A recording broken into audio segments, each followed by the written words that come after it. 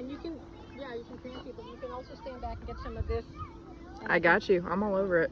I'm all over it. What are you doing? Hi, everybody. Having fun today? Yes, ma'am. Smile. There you go. How pretty.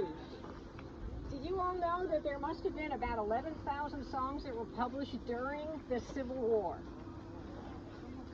I mean, this is when printing presses were like, okay, if they get out 50 things a month, that's a lot, you know, really.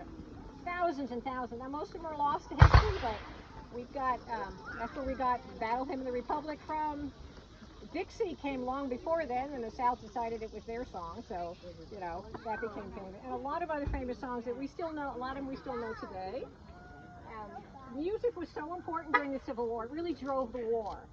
General Lee said that he did not believe we could have an army without music, because not only on one side of that were the regimental bands that were used for marching and kept spirits up, and it was just every regiment had one, and companies had them, and it was less and less as the war went on, of course, because they were expensive to maintain. But they were very important to a soldier's life. And they also, a drum and a fifer might give instructions, get up, go to bed, you know, bugler, that kind of thing. But within the camps, thousands of soldiers brought instruments, all sorts of instruments. They tried to drag pianos onto the field with it. It was like, oh no, we can't fit these.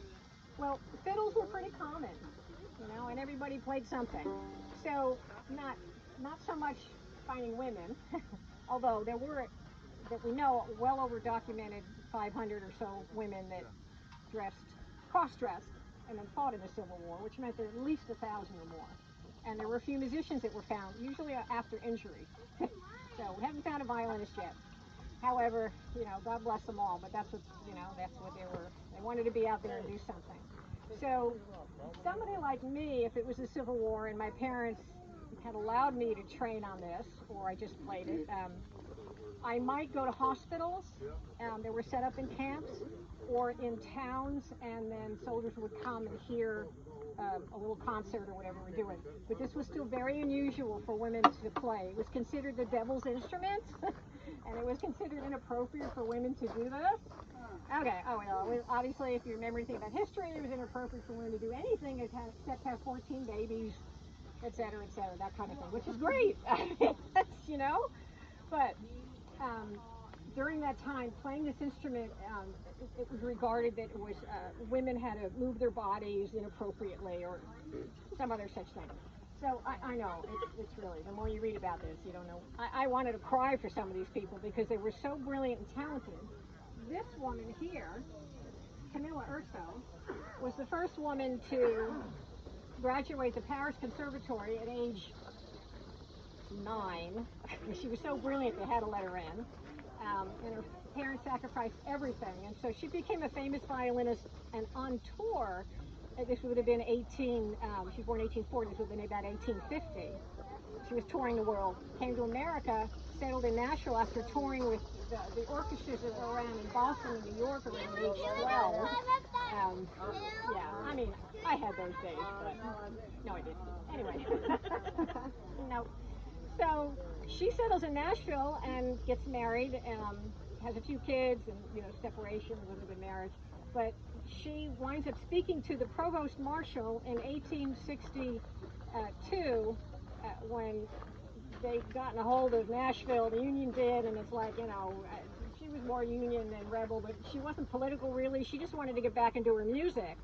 So nobody could go in or out of a city or a town that had been captured by the other side unless you got permission from the provost marshal at that time. And so she did, and she was actually brought there by the wife of a former president, and said, by way of introduction.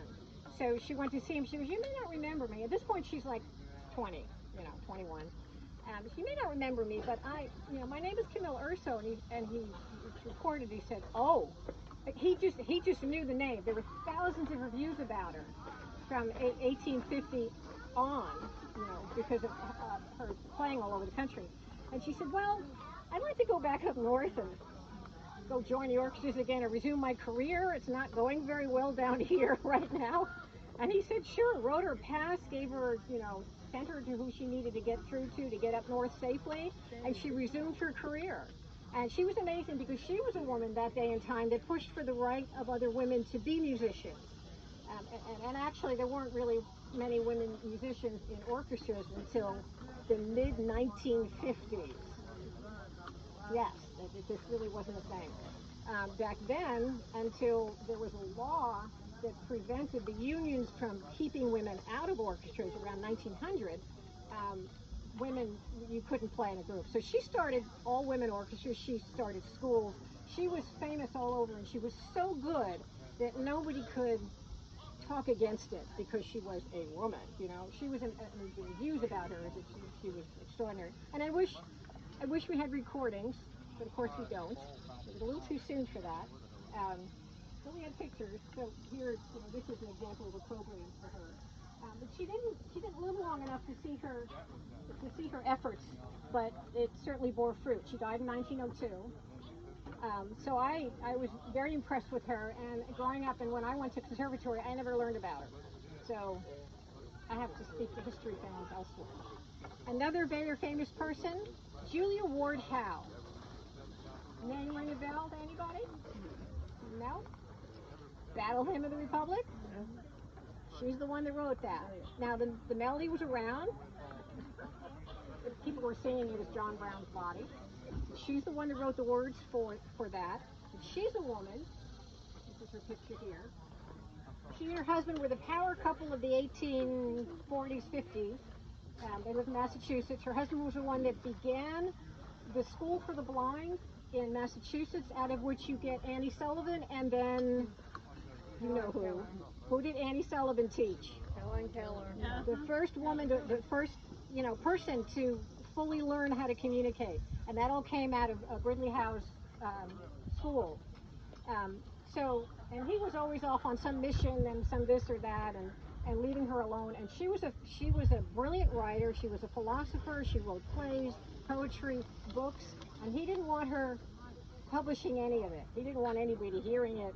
She was supposed to be the sweet, subservient, pregnant, adoring housewife at home, and she was totally not that person. Now, she loved her kids and she loved him, but she had so much talent and brilliance, she wanted to do her thing. At any rate, at one trip in '62, at one trip to Washington, D.C., the Union camps, with the governor and some other people, they went by a Union camp, they heard the guy singing John Brown's Body, and one of the people in the carriage said, you could write something for that. It's a great melody. You could write something a little more inspirational for these men. That night, she woke up. It was all there. We heard stories like that. Wrote it down before she forgot it. And then we have Battle Hymn of the Republic. It first was published in the Atlantic Monthly as a poem. And this is what that page looked like. I can't get a original copy anymore, but I keep looking. I get a few here and there. And then it was attached to that music pretty soon after, and then it went like wildfire. Battle Cry of Freedom was another one. It was just, need a new song, written by George Root, who was a famous publisher and musician of that day, or composer really, and sung by somebody that night at a rally in Chicago, and then it went like storm throughout all the Union armies. And this is how important music was, because these songs that the men would learn, and they'd learn them by ear. They might have some printed words in these little pamphlets that everybody had, but they didn't have the written music. You learned it by ear. It inspired them. It gave them courage. It gave them solace.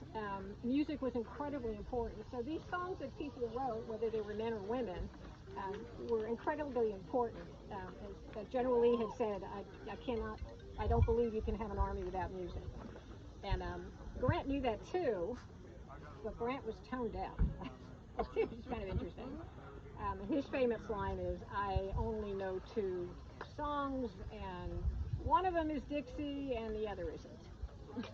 So, can you guess, Dixie was actually written by a northern publisher who was one of the minstrel performers, one of the first ones.